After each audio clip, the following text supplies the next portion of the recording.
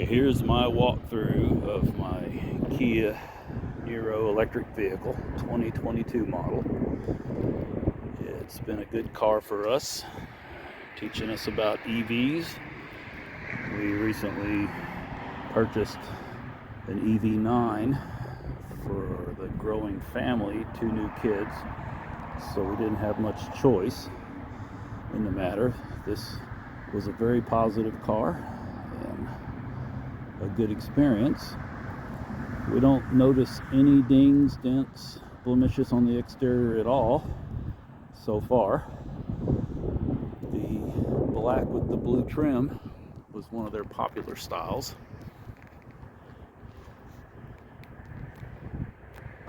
Through the back,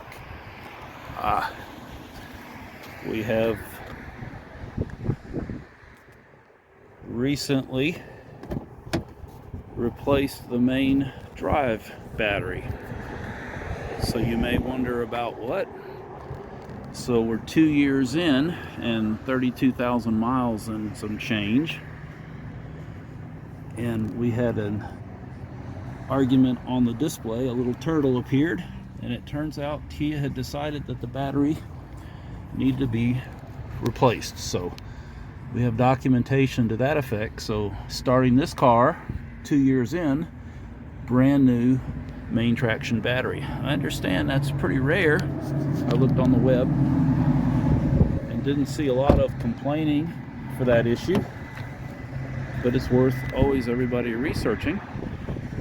Certainly the new buyer is going to get the benefit of whatever degradation might occur. You're restarting it. So we were really careful about charging. Never ran it below, I think, 8% on one long trip one time, but generally not that low, and rarely charge it over 80%. And I have a recurrent monitored report. Recurrent's a company that will check your battery level periodically and estimate your range based on what the car tells. So I put a copy of that as best I can pull it off the web. Liftgate in. We have all the parts to restore it to the factory original if we choose to, but it operates off the remote as well. This walk around is to help give different views of the body condition. The tires are some Kelly winter tires installed by the original owner, which seem to have pretty good tread lift, and they run smooth. It is very smooth at interstate speeds. We've enjoyed it, so we never replaced the tires since they're in great condition. So I guess that must have happened before 20,000 new tires. Perhaps that's a characteristic of EVs in general. Let's see, we'll take a look at the cluster. This Niro EV has 2 additions. You don't normally see the ability to turn off the backup sound and the outside sound. That is a switch that was purchased in Europe on one of my travels. Wiring is all in place, you just have to install it, and presto, you have a turn off and make quiet the car. And then I mentioned that the tailgate was modified for the power lift, an aftermarket kit, grocery pickups, and you don't want to get out of the car. Turns out we're used to this feature in our other cars. The interior, we can't spot with our eyes any defects, any problems. We have had liners in it, and they come with the car. They're not installed in this video.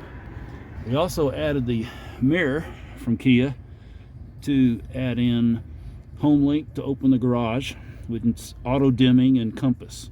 So those are not in the typical US release of these models.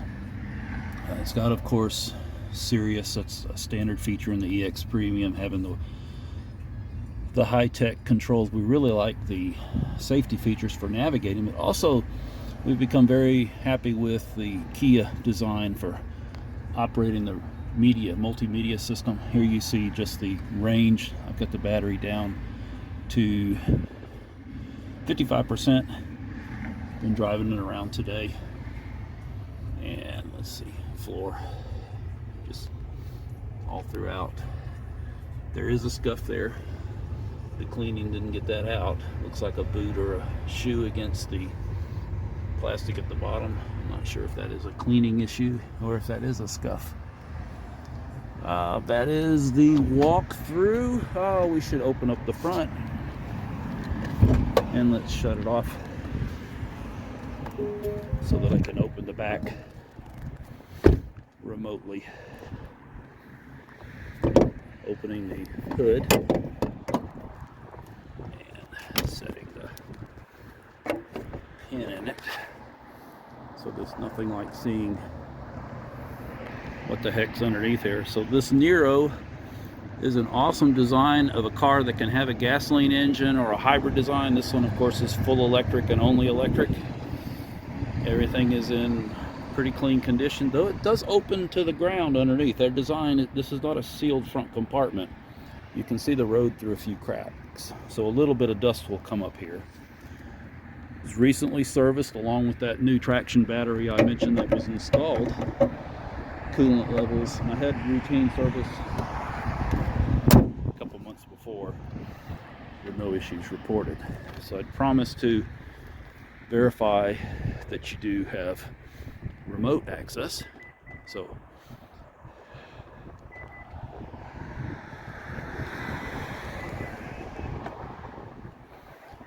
tap on the remote, even though I don't have coordination for it, and presto.